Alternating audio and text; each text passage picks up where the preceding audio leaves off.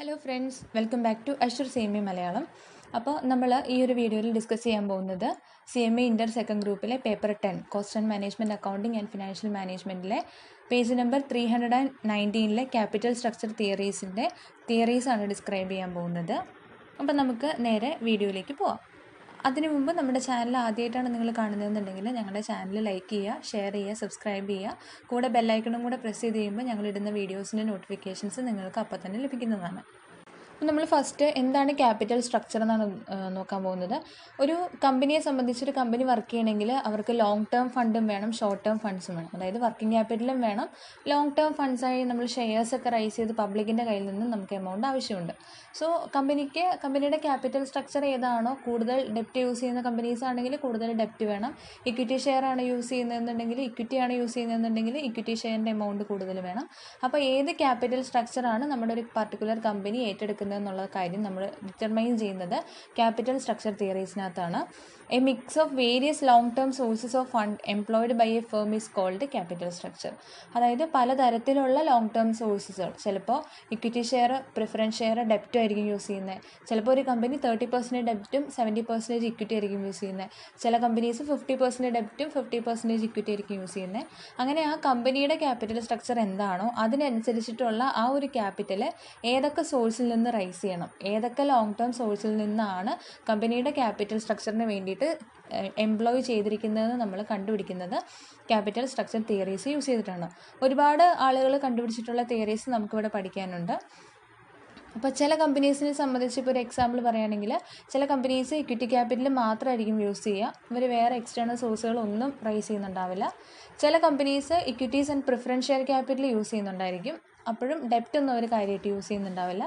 But ചില കമ്പനികൾ equity share use ചെയ്യുന്നുണ്ടാവും, പ്രിഫറൻസ് ഷെയർ യൂസ് ചെയ്യുന്നുണ്ടാവും, അതിൻ്റെ കൂടെ ലോങ് ടേം ഡെറ്റും കൂടെ യൂസ് ചെയ്യുന്നുണ്ടാവും. അതായത് ഡിബഞ്ചറും ബോൺസും ഒക്കെ ഇഷ്യൂ ചെയ്തിട്ട് റൈസ് ചെയ്യുന്ന ഫണ്ടും കൂടെ ഉണ്ടാവും. ഇനിയല്ല, ചില കമ്പനീസ് ആണെന്നുണ്ടെങ്കിൽ ഇക്വിറ്റിയും ലോങ് ടേം ഡെറ്റും മാത്രം യൂസ് ചെയ്യുന്നവരുണ്ടാവും.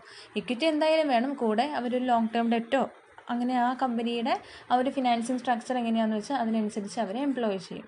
അപ്പോൾ എന്താണ് ക്യാപിറ്റൽ സ്ട്രക്ചർ എന്ന് ചോദിച്ചാൽ നമുക്ക് പറയാനുള്ളൊരു മറുപടി. അപ്പോൾ ഈ ഒരു പ്രപ്പോർഷനിൽ ഏറ്റവും ബെസ്റ്റ് പ്രപ്പോർഷൻ നമ്മുടെ കമ്പനിക്ക് വേണ്ടി എടുത്തു കൊടുക്കുക എന്നുള്ളതാണ് ക്യാപിറ്റൽ സ്ട്രക്ചർ തിയറീസിൽ നമ്മൾ പഠിക്കുന്നത്, അല്ലെങ്കിൽ അതിൻ്റെ ഇക്വേഷൻസ് വെച്ച് നമ്മൾ കണ്ടുപിടിക്കുന്നതും അതാണ്. ഓക്കെ, അപ്പോൾ ഇനി നമ്മൾ നോക്കുന്നത് ഡിറ്റർമിനൻസ് ഓഫ് ക്യാപിറ്റൽ സ്ട്രക്ചറാണ്. ക്യാപിറ്റൽ സ്ട്രക്ചേഴ്സിന് നമ്മൾ താഴെ പറയുന്ന കുറച്ച് ഡിറ്റർമിനൻസിൻ്റെയും കൂടെ അനാലിസിസ് നടത്തിയതിന് ശേഷമാണ് ഏത് ക്യാപിറ്റൽ സ്ട്രക്ചറാണ് നമ്മൾ യൂസ് ചെയ്യുന്നതെന്ന് നമ്മൾ ഫൈനലൈസ് ചെയ്യാനായിട്ട്. ഫസ്റ്റ് വരുന്നത് ട്രേഡിംഗ് ഓൺ ഇക്വിറ്റി അല്ലെങ്കിൽ എബിറ്റ് EPS അനാലിസിസ് എന്നാണ്. എബിറ്റ് എന്ന് പറയുന്നത് earnings before interest and tax, EPS എന്ന് പറയുന്നത് ഏർണിങ്സ് പെർ ഷെയർ ആണ്. സോ ഇവ തമ്മിലുള്ള റിലേഷൻഷിപ്പ്, വിച്ച് മീൻസ് നമ്മുടെ കമ്പനീസ് ചിലപ്പോൾ ലോങ് ടേം ഡെറ്റും പ്രിഫറൻസ് ഷെയർ ക്യാപിറ്റലും യൂസ് ചെയ്യുന്നുണ്ടായിരിക്കും. ആ ഒരു സെക്യൂരിറ്റീസ് എന്ന് പറയുന്നത് ഫിക്സഡ് ഇൻകം സെക്യൂരിറ്റീസ് ആണ്, ഫിക്സഡ് ഇൻകം ബെയറിംഗ് സെക്യൂരിറ്റീസ് ആണ്. അതിൽ നിന്ന് അവരുടെ ഷെയർ ഹോൾഡേഴ്സിന് പ്രോപ്പറായിട്ടുള്ള ഡിവിഡൻറ്റും ഇൻട്രസ്റ്റും കിട്ടുമെന്ന് കൺഫേം ആണ്. അപ്പം നമ്മൾ ആ ഒരു ഫിക്സഡ് ഇൻകം ബെയറിംഗ് സെക്യൂരിറ്റീസും നമ്മുടെ ഇക്വിറ്റി ഷെയർ ക്യാപിറ്റലും കൂടെ യൂസ് ചെയ്യുമ്പോൾ ആ ഒരു ട്രേഡിങ്ങിനെയാണ് നമ്മൾ പറയുന്നത് ട്രേഡിംഗ് ഓൺ ഇക്വിറ്റി അല്ലെങ്കിൽ ഫിനാൻഷ്യൽ ലിവറേജ്. ഫിനാൻഷ്യൽ ലിവറേജിൻ്റെ ഇക്വേഷനാണ് എബിറ്റ് ഡിവൈഡഡ് ബൈ EPS എന്ന് പറയുന്നത്. ഓക്കെ, ഇതാണ് trading on equity EBIT EPS analysis. അപ്പോൾ ഈ ഒരു ലോങ് ടേം സ്ട്രക്ചറും ലോങ് ടേം ക്യാപിറ്റലും പ്രിഫറൻസ് ഷെയറും യൂസ് ചെയ്യുന്ന ഒരു കമ്പനി ചിലപ്പോൾ അതിൻ്റെ കൂടെ ഇവർ ഇക്വിറ്റി ഷെയർ ക്യാപിറ്റൽ ഏത് പ്രപ്പോർഷനിൽ യൂസ് ചെയ്യും എന്നുള്ളതൊക്കെ ഡിറ്റർമൈൻ ചെയ്യുന്നത് ഒരു വലിയ ഫാക്ടറാണ് നമ്മുടെ ക്യാപിറ്റൽ സ്ട്രക്ചർ ഡിസൈഡ് ചെയ്യുന്ന ടൈമിൽ. ട്രേഡിംഗ് ഓൺ ഇക്വിറ്റിയും എബിറ്റ് EPS അനാലിസിസും. സെക്കൻഡ് വൺ എന്ന് പറയുന്നത് growth and stability of sales ആണ്. Growth and stability of sales എന്ന് പറഞ്ഞു കഴിഞ്ഞാൽ, ഇപ്പോൾ അത്യാവശ്യം നല്ല സെയിൽസ് ഉള്ള ഒരു കമ്പനീസ് ആണെന്നുണ്ടെങ്കിൽ അവർക്ക് ഡെപ്റ്റ് ഫിനാൻസ് യൂസ് ചെയ്യാം. കാരണം സെയിൽ ഉള്ളത് കൊണ്ട് തന്നെ കമ്പനിക്ക് ഇൻകം ഉണ്ട്. അതുകൊണ്ട് പ്രോപ്പറായിട്ട് ഇൻട്രസ്റ്റ് ഒക്കെ പേ ചെയ്യാനുള്ള എമൗണ്ട് അവരുടെ കയ്യിലുണ്ട്, റീപേ ചെയ്യാനുള്ള എമൗണ്ടും അവരുടെ കയ്യിലുണ്ട്. So growth and stability of sales ഉള്ള ഒരു കമ്പനിയാണെന്നുണ്ടെങ്കിൽ അവർക്ക് ഡെപ്റ്റ് ഫിനാൻസ് യൂസ് ചെയ്യാം. Then next point cost of ക്യാപിറ്റലാണ്. കോസ്റ്റ് ഓഫ് ക്യാപിറ്റൽ നമ്മൾ നോക്കുന്നത് ഏറ്റവും മിനിമം കോസ്റ്റ് ഓഫ് ക്യാപിറ്റൽ തരുന്ന ക്യാപിറ്റൽ സ്ട്രക്ചർ ഏതാണോ. ഇപ്പം നമ്മൾ കോസ്റ്റ് ഓഫ് ക്യാപിറ്റലിൻ്റെ പ്രോബ്ലംസ് ഒക്കെ പഠിച്ചപ്പോൾ നമ്മൾ കണ്ടിരുന്നു, അവിടെ ഇപ്പോൾ നമുക്ക് പല ഓപ്ഷൻസ് തന്നിട്ടുണ്ടാവും. അതിൽ നിന്ന് ഏറ്റവും ബെസ്റ്റ് ക്യാപിറ്റൽ സ്ട്രക്ചർ ഏതാണെന്ന് ചൂസ് ചെയ്യാൻ നമ്മളോട് പറഞ്ഞിട്ടുണ്ടായിരുന്നു. അപ്പോൾ നമ്മൾ അതിൽ നിന്ന് സെലക്ട് ചെയ്തത് ഫസ്റ്റ് കോസ്റ്റ് ഓഫ് ക്യാപിറ്റലൊക്കെ കണ്ടുപിടിച്ചിട്ട് ഏറ്റവും കോസ്റ്റ് ഓഫ് ക്യാപിറ്റൽ മിനിമം ഉള്ള സ്ട്രക്ചർ ഏതാണോ അതിനെയാണ് നമ്മൾ സെലക്ട് ചെയ്തത്. സോ കോസ്റ്റ് ഓഫ് ക്യാപിറ്റൽ ഏറ്റവും മിനിമം ഉള്ള ക്യാപിറ്റൽ സ്ട്രക്ചർ ആയിരിക്കണം നമ്മൾ യൂസ് ചെയ്യേണ്ടത്. ഇനി നെക്സ്റ്റ് വരുന്നത് കൺട്രോളാണ്. കൺട്രോൾ എന്ന് പറഞ്ഞു കഴിഞ്ഞാൽ ഇപ്പോൾ എക്സിസ്റ്റിംഗ് ഷെയർ ഹോൾഡിങ്സ് ഉള്ള ആ ഒരു ബോർഡ് ഓഫ് ഡയറക്ടേഴ്സിനെ കമ്പനിക്ക് പിരിച്ചു വിടണ്ടെന്നാണ് താല്പര്യം എന്നുണ്ടെങ്കിൽ കമ്പനിക്ക് കൂടുതലും ഡെറ്റ് ഫിനാൻസ് യൂസ് ചെയ്യുന്നതായിരിക്കും ബെറ്റർ. കാരണം അവിടെ ഇക്വിറ്റി ഷെയറാണ് ഇഷ്യൂ ചെയ്യുന്നതെന്നുണ്ടെങ്കിൽ അവരുടെ ആ ഒരു ഷെയർ ഹോൾഡിങ്സ് സ്പ്ലിറ്റ് ആയി പോകും. എക്സിസ്റ്റിംഗ് മാനേജ്മെൻറ്റ് ഒന്ന് റീസ്ട്രക്ചർ ചെയ്യേണ്ടി വരും. അതുകൊണ്ട് കൺട്രോൾ സ്പ്ലിറ്റ് ആവണ്ടെന്നുണ്ടെങ്കിൽ ഡെറ്റ് ഫിനാൻസ് യൂസ് ചെയ്യാം. അല്ല കൺട്രോൾ സ്പ്ലിറ്റ് ആവുന്നതുകൊണ്ട് ബുദ്ധിമുട്ടില്ല എന്നുണ്ടെങ്കിൽ ഇക്വിറ്റി ഷെയർ ക്യാപിറ്റൽ യൂസ് ചെയ്യാം. പക്ഷേ എപ്പോഴും നമ്മൾ ഇപ്പോൾ കൺട്രോൾ സ്പ്ലിറ്റ് ആവേണ്ടാത്തൊരു റീസൺ കൊണ്ട് നമ്മൾ ഡെറ്റ് റൈസ് ചെയ്താലും ഒരു പരിധി വരെ റൈസ് ചെയ്യുന്നതുകൊണ്ട് കുഴപ്പമില്ല. പക്ഷേ ബിയോണ്ട് ആ ഒരു ഫർദർ ലെവൽ കഴിഞ്ഞ് പോയി കഴിഞ്ഞാൽ അതിൻ്റെ ഫുൾ, അതായത് നമ്മുടെ കമ്പനിയുടെ ഫുൾ കൺട്രോൾ നമ്മുടെ ക്രെഡിറ്റേഴ്സിൻ്റെ കയ്യിലായി പോകും. അതുകൊണ്ട് ഓവർ ഡിപ്പെൻഡൻസ് ആവരുത്. ഒരു ലിമിറ്റ് വരെ നമുക്ക് ഡെറ്റ് യൂസ് ചെയ്യാം. ഓക്കെ, നെക്സ്റ്റ് ഫ്ലെക്സിബിലിറ്റിയാണ്. ഫ്ലെക്സിബിലിറ്റി എന്ന് ഉദ്ദേശിക്കുന്നത് നമ്മുടെ പ്രിഫറൻസ് ഷെയർ ക്യാപിറ്റലും ഡിബഞ്ചറും നമുക്ക് ഏത് പോയിന്റ് ഓഫ് ടൈമിൽ നമുക്ക് റീപേ ചെയ്യാൻ പറ്റിയ ഒരു കാര്യമാണ്, അല്ലെങ്കിൽ റെഡീം ചെയ്യാൻ പറ്റിയ ഒരു സാധനമാണ്.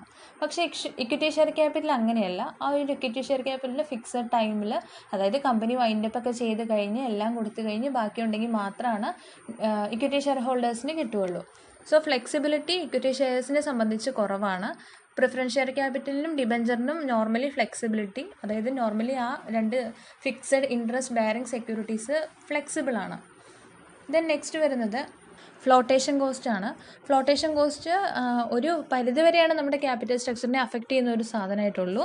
സാധാരണ ഫ്ലോട്ടേഷൻ കോസ്റ്റ് ഒക്കെ വരുന്നത് നമ്മൾ ഷെയർസ് ഒക്കെ ഇഷ്യൂ ചെയ്യുന്ന സമയത്ത് പ്രോസ്പെക്ടസ് ഒക്കെ ഇഷ്യൂ ചെയ്യാൻ വരുന്ന കോസ്റ്റ്, ബ്രോക്കറേജ്, കമ്മീഷൻ, ഇതൊക്കെയാണ് മെയിൻലി ഫ്ലോട്ടേഷൻ കോസ്റ്റ് ആയിട്ട് വരുന്നത്. സോ ഫ്ലോട്ടേഷൻ കോസ്റ്റ് ഡെപ്റ്റിനെ സംബന്ധിച്ച് ഇക്വിറ്റിയിൽ കൂടുതലാണ്. ഇക്വിറ്റിക്ക് വേണ്ടി നമുക്ക് വരുന്ന ഫ്ലോട്ടേഷൻ കോസ്റ്റുകളാണ് കൂടുതലും. ഡെപ്റ്റിന് നമുക്ക് അത്രയും ഫ്ലോട്ടേഷൻ കോസ്റ്റ് വരുന്നില്ല. സോ നമ്മൾ ക്യാപിറ്റൽ സ്ട്രക്ചർ ഡിസൈഡ് ചെയ്യുന്ന ടൈമിൽ ഈ ഒരു ഫ്ലോട്ടേഷൻ കോസ്റ്റിനെയും കൂടെ കൺസിഡർ ചെയ്തിരിക്കണം. ഇതാണ് മെയിൻലി വരുന്ന ഡിറ്റർമിനൻസ് ഓഫ് ക്യാപിറ്റൽ സ്ട്രക്ചർ എന്ന് പറയുന്നത്. ഫസ്റ്റ് ട്രേഡിംഗ് ഓൺ ഇക്വിറ്റി അല്ലെങ്കിൽ എബിറ്റ് EPS അനാലിസിസ് നടത്തിയിട്ടുണ്ടാവണം. Growth and stability of sales ഉള്ള കമ്പനിയാണോ എന്ന് നോക്കണം. കോസ്റ്റ് ഓഫ് ക്യാപിറ്റൽ മിനിമം ഉള്ള ഏത് ക്യാപിറ്റൽ സ്ട്രക്ചറാണെന്ന് നോക്കണം. ദെൻ നെക്സ്റ്റ് കൺട്രോൾ നോക്കണം, ഫ്ലെക്സിബിലിറ്റി നോക്കണം, ഫ്ലോട്ടേഷൻ കോസ്റ്റ് നോക്കണം. Okay, next theories of capital സ്ട്രക്ചറാണ്. ക്യാപിറ്റൽ സ്ട്രക്ചർ ഡിറ്റർമൈൻ ചെയ്യാനായിട്ട് ഓരോ ആളുകളും ഡെവലപ്പ് ചെയ്തിട്ടുള്ള കുറച്ച് തിയറീസ് നമുക്ക് പഠിക്കാനുണ്ട്. അതിൻ്റെ ഇക്വേഷൻസ് ഉൾപ്പെടെ ഉണ്ട്. മെയിൻലി 4 തിയറീസാണ് വരുന്നത്. Net income approach, net operating income approach, the traditional view and Modigliani Miller hypothesis. അതുകൂടാതെ വരുന്നത് ട്രേഡ് ഓഫ് തിയറി വരുന്നുണ്ട്, പെക്കിംഗ് മോഡൽ തിയറിയും വരുന്നുണ്ട്. ഓക്കെ, അപ്പം നമുക്ക് ഇനി തിയറീസ് ഡിസ്ക്രൈബ് ചെയ്യാം. ഫസ്റ്റ് നെറ്റ് ഇൻകം അപ്രോച്ചാണ്. നെറ്റ് ഇൻകം അപ്രോച്ച് ഐഡൻറ്റിഫൈ ചെയ്തിരിക്കുന്നത് ഡേവിഡ് ഡുരന്താണ്. ഇതിനകത്ത് മെയിൻലി കുറച്ച് അസംഷൻസും കാര്യങ്ങളും ഒക്കെ പറയുന്നുണ്ട് നെറ്റ് ഇൻകം അപ്രോച്ചിൽ. നെറ്റ് ഇൻകം അപ്രോച്ചിലെ മെയിനായിട്ടുള്ള അസംഷൻസ് എന്താണെന്ന് നമുക്ക് നോക്കാം. ഫസ്റ്റ്, കോസ്റ്റ് ഓഫ് ഡെപ്റ്റ് is less than cost of equity. എപ്പോഴും കോസ്റ്റ് ഓഫ് ഇക്വിറ്റിയേക്കാളും കോസ്റ്റ് ഓഫ് ഡെപ്റ്റ് കുറഞ്ഞിരിക്കണം. Then the risk perception of investors is not affected by the use of ഡെപ്റ്റ്. അതായത് ഡെപ്റ്റ് യൂസ് ചെയ്യുന്നത് വഴി നമ്മുടെ ഇൻവെസ്റ്റേഴ്സിൻ്റെ റിസ്കിനെ യാതൊരു വിധത്തിലും അഫക്റ്റ് ചെയ്യാൻ പാടില്ല. പിന്നെയുള്ള അസംഷൻ എന്ന് പറഞ്ഞു കഴിഞ്ഞാൽ there is no corporate tax. ഇവിടെ കോർപ്പറേറ്റ് ടാക്സ് നമ്മൾ കൺസിഡർ ചെയ്യുന്നതേ ഇല്ല. ഈ 3 അസംഷൻ്റെ ബേസിസിലാണ് net income approach identified by David Durand കിട്ടിയിരിക്കുന്നത്, അല്ലെങ്കിൽ ഡെവലപ്പ് ചെയ്തിരിക്കുന്നത്. അസംഷൻസ് ഒന്ന്, cost of debt is less than cost of equity. Then second one, the risk perception of investors is not affected by the use of ഡെപ്റ്റ്, there is no corporate taxes. ഇതിൻ്റെ equation എന്ന് പറയുന്നത് V = S+D ആണ്. S എന്ന് പറയുന്നത്, V എന്ന് പറയുന്നത് value of firm ആണ്, എസ് എന്ന് പറയുന്നത് മാർക്കറ്റ് വാല്യൂ ഓഫ് ഇക്വിറ്റി ആണ്, ഡി എന്ന് പറയുന്നത് മാർക്കറ്റ് വാല്യൂ ഓഫ് ഡെപ്റ്റ് ആണ്. അപ്പോൾ നമുക്കിനി ഇതിനകത്ത് എസ് കണ്ടുപിടിക്കേണ്ട ഇക്വേഷൻ എന്ന് പറഞ്ഞു കഴിഞ്ഞാൽ S അതായത് market value of equity = net income divided by K. Net income എന്ന് പറയുന്നത് എബിറ്റിൽ നിന്ന് ഇൻട്രസ്റ്റ് ലെസ് ചെയ്യുന്നതാണ്. കെ എന്ന് പറയുന്നത് കോസ്റ്റ് ഓഫ് ഇക്വിറ്റി ആണ്. ഇനി അതാണ് ഡി നമുക്ക് നേരിട്ട് തന്നിട്ടുണ്ടാവും. സോ V = S+D ആണ് നെറ്റ് ഇൻകം അപ്രോച്ചിൻ്റെ ഇക്വേഷൻ. ഇനി അതിനകത്ത് ഓവറോൾ കോസ്റ്റ് ഓഫ് ക്യാപിറ്റൽ നമ്മളോട് കണ്ടുപിടിക്കാൻ പറയുകയാണെങ്കിൽ overall cost of capital denote ചെയ്യുന്നത് KO ആണ്. KO = EBIT by V × 100. EBIT earnings before interest and tax divided by V നമ്മളിപ്പോൾ കണ്ടുപിടിച്ച വാല്യൂ ഓഫ് ഫേം × 100. ഓക്കെ, ഇതിൻ്റെ ഒരു ഗ്രാഫിക്കൽ ഫോർമാറ്റ് നമുക്കവിടെ തന്നിട്ടുണ്ട്. എപ്പോഴും നമ്മൾ പറഞ്ഞു KD കോൺസ്റ്റൻ്റ് ആണ്. സോ KD സ്ട്രെയിറ്റ് ലൈൻ ആയിട്ട് പോവുക. X ആക്സിസിൽ ഡിഗ്രി ഓഫ് ലിവറേജും Y ആക്സിസിൽ കോസ്റ്റ് ഓഫ് ക്യാപിറ്റലുമാണ് വരുന്നത്. KD കോൺസ്റ്റൻ്റ് ആണ്, Kയും കോൺസ്റ്റൻ്റ് ആണ്. നമ്മുടെ ഫസ്റ്റ് സിറ്റുവേഷനിൽ കോസ്റ്റ് ഓഫ് ക്യാപിറ്റൽ കുറയുന്ന ഒരു സിറ്റുവേഷനാണ്. സോ കോസ്റ്റ് ഓഫ് ഇക്വിറ്റിയിൽ നിന്നും കോസ്റ്റ് ഓഫ് ക്യാപിറ്റൽ കുറയുന്നു, ഓവറോൾ കോസ്റ്റ് ഓഫ് ക്യാപിറ്റൽ കുറയുന്നതായിട്ട് ഡൗൺ ലൈനായിട്ട് നമ്മൾ പ്ലോട്ട് ചെയ്യാം. അതാണ് നെറ്റ് ഇൻകം അപ്രോച്ചിൻ്റെ മെയിനായിട്ട് വരുന്ന കാര്യങ്ങൾ. നമ്മൾ എക്സാമിനെ ബേസ് ചെയ്തും ഇക്വേഷന് മാത്രമാണ് ഇമ്പോർട്ടൻസ് കൊടുത്ത് പറയുന്നത്. ഓക്കെ, ഇനി next one net operating income അപ്രോച്ചാണ്. അതും സജസ്റ്റ് ചെയ്തിരിക്കുന്നത് ഡേവിഡ് ഡുരന്ത് തന്നെയാണ്. ഇവിടുത്തെ അസംഷൻസ് എന്തൊക്കെയാണെന്ന് നോക്കിക്കഴിഞ്ഞാൽ, the market capitalizes the value of firm as a whole, thus the split between debt or equity is not important. അതായത് നമ്മുടെ വാല്യൂ ഓഫ് ഫേമിനെ ഹോളായിട്ടാണ് ക്യാപിറ്റലൈസ് ചെയ്തിരിക്കുന്നത് നമ്മുടെ മാർക്കറ്റ്. അതുകൊണ്ട് ഡെപ്റ്റും ഇക്വിറ്റി എന്ന് പറയുന്ന ഒരു സ്പ്ലിറ്റ് നമുക്കിവിടെ അതിന് വലിയ പ്രാധാന്യമില്ല. So the market capitalizes the value of the firm as a whole, thus the split between debt and equity is not important. The next one, the business risk remains constant at every level of debt equity mix. ഓരോ ഡെപ്റ്റ് equity മിക്സിലും നമ്മുടെ business risk എന്ന് പറയുന്നത് constant ആയിരിക്കും, അത് മാറില്ല. Then next one, there is no corporate taxes. Corporate tax അവിടെ ഇല്ല. Then the K D is constant. K D constant ആയിരിക്കും. ഓക്കെ, ഇവിടെ നമ്മുടെ മാർക്കറ്റ് ക്യാപിറ്റലൈസ് ചെയ്യുന്നു എന്ന് പറഞ്ഞല്ലോ, നമ്മുടെ വാല്യൂ ഓഫ് ഫേമിനെ മാർക്കറ്റ് ക്യാപിറ്റലൈസ് ചെയ്യുന്നത് ഹോളായിട്ടാണ്. അതുകൊണ്ട് ഡെപ്റ്റും ഇക്വിറ്റിക്കും വലിയ ഇമ്പോർട്ടൻസ് ഒന്നുമില്ല. അതുകൊണ്ട് തന്നെ ഇവിടെ overall cost of capital constant ആണെന്നുള്ളൊരു അസംഷനും വരുന്നുണ്ട്. ഇതിൻ്റെ ഇക്വേഷനും സെയിം ആണ്, V is equal to S plus D ആണ്. ദെൻ നമ്മളത് ഗ്രാഫിൽ പ്ലോട്ട് ചെയ്ത് കഴിയുമ്പോൾ എക്സ് ആക്സിസിൽ ലിവറേജും ഡിഗ്രി ഓഫ് ലിവറേജും വൈ ആക്സിസിൽ കോസ്റ്റ് ഓഫ് ക്യാപിറ്റലും പ്ലോട്ട് ചെയ്യുന്നു. കെ ഡി കോൺസ്റ്റൻ്റ് ആണ്, സോ സ്ട്രെയിറ്റ് ലൈൻ വരയ്ക്കുന്നു. കെ ഡിയുടെ മുകളിലായിട്ട് overall cost of capital K ഒയും കോൺസ്റ്റൻ്റ് ആണ്. ഇവിടെ കോസ്റ്റ് ഓഫ് ഇക്വിറ്റി കൂടുന്നു എന്നുള്ളൊരു അസംഷനിൽ കോസ്റ്റ് ഓഫ് ഇക്വിറ്റി അപ്പാരോയിലേക്ക് നമ്മൾ പ്ലോട്ട് ചെയ്തിരിക്കുന്നു.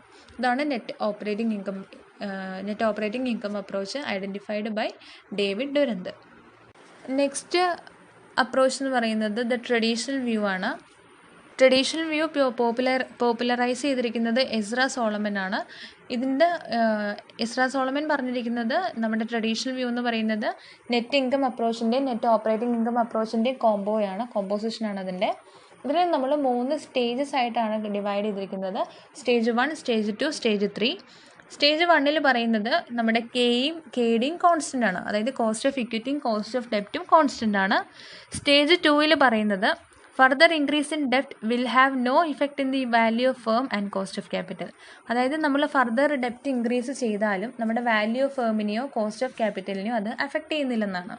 ദെൻ സ്റ്റേജ് 3 പറയുന്നത് beyond the reasonable level if ഡെപ്റ്റ് increases it will cause an increase in risk to both equity share holders and ഡെപ്റ്റ് ഹോൾഡേഴ്സ്.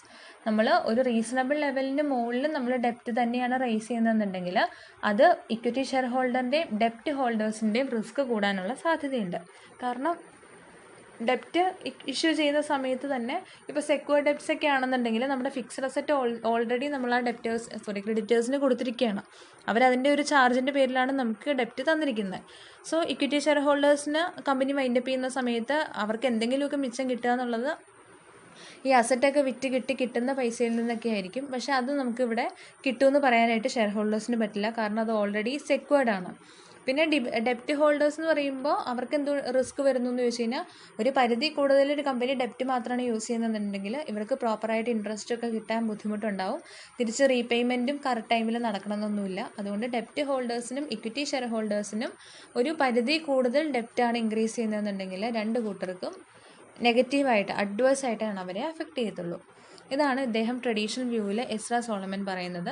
സോ നമുക്ക് ഗ്രാഫിൽ പ്ലോട്ട് ചെയ്യുമ്പോൾ നമുക്ക് തന്നിരിക്കുന്നത് എക്സ് ആക്സിസിൽ ക്യാപിറ്റൽ സ്ട്രക്ചർ അല്ലെങ്കിൽ ഡിഗ്രി ഓഫ് ലിവറേജ്, വൈ ആക്സിസിൽ കോസ്റ്റ് ഓഫ് ക്യാപിറ്റലും തന്നിട്ടുണ്ട്. ഇതിനകത്ത് പറയുന്നത് ഫസ്റ്റ് സ്റ്റേജ് എന്ന് പറഞ്ഞാൽ നമുക്ക് കാണിച്ചിരിക്കുന്നത് കോൺസ്റ്റൻ്റ് ആയിട്ടാണ് കെ ഡി കോൺസ്റ്റൻ്റ് ആണ്, പക്ഷേ കെ ഒ ഡിക്രീസ് ചെയ്യാണ്, കെയും ജസ്റ്റ് ഒന്ന് ഇൻക്രീസ് ചെയ്യാണ്. സ്റ്റേജ് 2 കെ കുറച്ച് ഇൻക്രീസ് ചെയ്യുന്നുണ്ട്, കെ ഒ കുറച്ചുകൂടെ കോൺസ്റ്റൻ്റ് ആണ്, കെ ഡി എന്ന് പറയുന്നതും കോൺസ്റ്റൻ്റ് ആണ്. ദെൻ തേർഡ് ലെവലിൽ അതായത് സ്റ്റേജ് 3 പറയുമ്പോൾ കെ ഇൻക്രീസ് ചെയ്യുന്നു, കെ ഒയും ഇൻക്രീസ് ചെയ്യുന്നു, കെ ഡി ഓൾസോ ഇൻക്രീസ് ചെയ്യുന്നു. ഇതാണ് ട്രഡീഷണൽ വ്യൂവിൽ പറയുന്നത്. ഇനി നെക്സ്റ്റ് വരുന്നത് എം എം ഹൈപ്പോത്തിസിസ് ആണ്, മോഡിഗിലാനി മില്ലർ ഹൈപ്പോത്തിസിസ്. ഇത് which similar to net operating income approach എന്നാണ് പറയുന്നത്. ഇവിടെ നമ്മുടെ ടെക്സ്റ്റിൽ കുറേ കാര്യങ്ങൾ സെപ്പറേറ്റ് ചെയ്താണ് പറഞ്ഞിരിക്കുന്നത്, പല പേജസിലൊക്കെ ആയിട്ടാണ്. സോ നമ്മളതിനെ സമ്മറൈസ് ചെയ്ത് ഇത് ഈ ഒരു ഹെഡിൻ്റെ കൂടെ തന്നെ പറയുന്നുണ്ട്.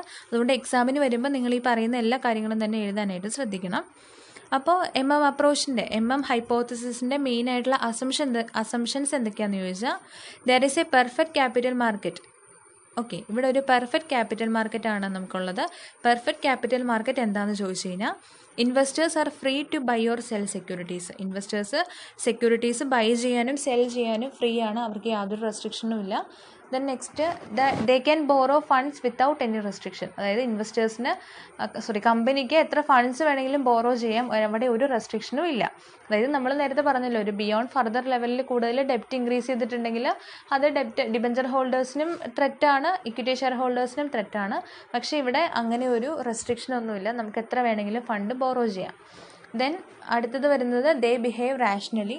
അവർ വളരെ വിവേകപരമായിട്ടാണ് ഇതിനെ അപ്രോച്ച് ചെയ്യുന്നത്. ദെൻ നെക്സ്റ്റ് പറയുന്നത്, ദേ ആർ വെൽ ഇൻഫോംഡ്. അവർക്ക് വെൽ ഇൻഫോംഡ് ആണ് ഈ മാർക്കറ്റ് കണ്ടീഷനെ കുറിച്ചൊക്കെ investors. Then there is no transaction cost. ഇവിടെ ട്രാൻസാക്ഷൻ കോസ്റ്റ് എന്ന് പറയുന്നൊരു കാര്യം വരുന്നില്ല. ഇതാണ് പെർഫെക്റ്റ് ക്യാപിറ്റൽ മാർക്കറ്റിൻ്റെ features. Then next point, firm can be classified into homogeneous risk classes. അതായത് നമ്മുടെ ഫേമിനെ ഹോമോജീനിയസ് റിസ്ക് ക്ലാസ്സസ് എന്ന് പറഞ്ഞ് അതിനകത്തോട്ട് നമുക്ക് ക്ലാസിഫൈ ചെയ്യാം.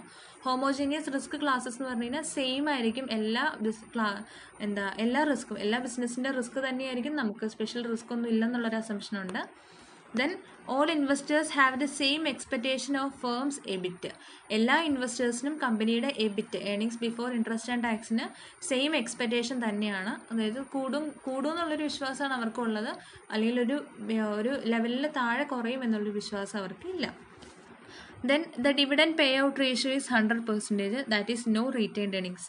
നമ്മൾ ഡിവിഡൻഡ് പേ ഔട്ട് റേഷ്യോ എന്ന് പറയുന്നത് 100% ആണ്. അതായത് നമുക്ക് എന്തൊക്കെ ലാഭം കിട്ടുന്നുണ്ടോ ആ ലാഭം മുഴുവൻ നമ്മൾ ഡിവിഡൻഡ് എന്ന് പറയുന്ന രീതിക്കാണ് ഡിസ്ട്രിബ്യൂട്ട് ചെയ്യുന്നത്. റീറ്റെയിൻഡ് ഏർണിങ്സ് ആയിട്ടൊന്നും കീപ്പ് ചെയ്യുന്ന പരിപാടിയൊന്നും ഇല്ല. ഓക്കെ, ഇവിടെ ഇതിൻ്റെ ഇക്വേഷൻ എന്ന് പറയുന്നത് V = S+D തന്നെയാണ്. ദെൻ ഇവിടെ നമുക്ക് ലിവേർഡ് ഫേമും അൺലിവേർഡ് ഫേമും സെപ്പറേറ്റ് ചെയ്ത് തന്നിട്ടുണ്ടാവും. സോ നമ്മൾ വാല്യൂ ഓഫ് അൺലിവേർഡ് ഫേം കണ്ടുപിടിക്കുന്നത് എങ്ങനെയാണ്? അൺലിവേർഡ് ഫേം എന്ന് പറഞ്ഞു കഴിഞ്ഞാൽ അവിടെ ഡെപ്റ്റ് ഫിനാൻസ് അവർ യൂസ് ചെയ്യുന്നതേ ഇല്ല. ലിവേർഡ് എന്ന് പറഞ്ഞു കഴിഞ്ഞാൽ ഡെപ്റ്റ് ഫിനാൻസും ഇക്വിറ്റി ഫിനാൻസും യൂസ് ചെയ്യുന്ന കമ്പനീസിനെയാണ് നമ്മൾ ലിവേർഡ് ഫേം എന്ന് പറയുന്നത്. അൺലിവേർഡ് എന്ന് പറഞ്ഞു കഴിഞ്ഞാൽ അവിടെ ഡെറ്റ് അവർ യൂസ് ചെയ്യുന്നതേ ഇല്ല. സോ ഫസ്റ്റ് നമ്മൾ വാല്യൂ ഓഫ് അൺലിവേർഡ് ഫേം കണ്ടുപിടിക്കണം. Value of unlevered firm is equal to EBITDA by KE × 1 - T ആണ്.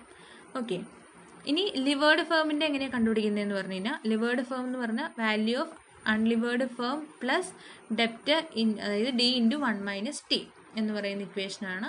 D എന്ന് പറയുന്നത് ഡെപ്റ്റിൻ്റെ ആണ് ഉദ്ദേശിച്ചത്. ഓക്കെ, അതായത് I × 1 - T എന്ന് പറയുന്ന അതേ ഇക്വേഷൻ തന്നെ ഇവിടെ ഡെപ്റ്റ് നമ്മൾ യൂസ് ചെയ്യുമ്പോൾ ഡെപ്റ്റിൽ നിന്ന് നമ്മൾ ടാക്സിൻ്റെ റേറ്റ് ലെസ് ചെയ്ത് കളയുന്നു. ഓക്കെ, അപ്പോൾ വാല്യൂ ഓഫ് അൺലിവേർഡ് ഫേം എന്ന് പറയുന്നത് EBITDA ബൈ KE × 1 - T ആണ്. വാല്യൂ ഓഫ് ലിവേർഡ് ഫേം അതായത് ഡെപ്റ്റും ഇക്വിറ്റി യൂസ് ചെയ്യുന്ന ഫേമിൻ്റെ വാല്യൂ എന്ന് പറയുന്നത് value of unlevered firm plus ഡെപ്റ്റിൻ്റെ ടാക്സ് റേറ്റും കൂടെ കുറച്ചിട്ടുള്ളതായിരിക്കും കൺസിഡർ ചെയ്യുക. ഇതാണ് വരുന്നത് മോഡിഗിലാനി മില്ലർ അപ്രോച്ചിലെ ഇക്വേഷൻ. ദെൻ അതിൻ്റെ നമ്മൾ ഗ്രാഫിക്കൽ ഫോർമാറ്റിലേക്ക് കൺവേർട്ട് ചെയ്യുമ്പോൾ ഡിഗ്രി ഓഫ് ലിവറേജ് X ആക്സിസിലും കോസ്റ്റ് ഓഫ് ക്യാപിറ്റൽ Y ആക്സിസിലും വരുന്നു. ഇവിടെ നമുക്ക് KO മാത്രമേ ഉള്ളൂ, അതൊരു കോൺസ്റ്റൻ്റ് ആയിരിക്കും. സോ സ്ട്രെയിറ്റ് ലൈൻ ആയിട്ട് KO നമ്മൾ പ്ലോട്ട് ചെയ്തു. ഇനി ഇവിടെ വരുന്നത് നെക്സ്റ്റ് ആർബിട്രേജ് പ്രോസസ്സാണ്. ആർബിട്രേജ് പ്രോസസ്സ് എന്ന് പറയുന്നത് വളരെ ഇമ്പോർട്ടൻ്റ് ആണ്, ശ്രദ്ധിച്ച് കേൾക്കുക. ആർബിട്രേജ് പ്രോസസ്സ് എന്ന് പറഞ്ഞു കഴിഞ്ഞാൽ it refers to switching of investment from one firm to another. ഒരു ഫേമിൽ നിന്ന് മറ്റൊരു ഫേമിലേക്ക് നമ്മുടെ ഇൻവെസ്റ്റ്മെൻറ്റിനെ സ്വിച്ച് ചെയ്യുന്നതിനെയാണ് നമ്മൾ ആർബിട്രേജ് പ്രോസസ്സ് എന്ന് പറയുന്നത്. By selling investment and high market price and buy it from lower market price.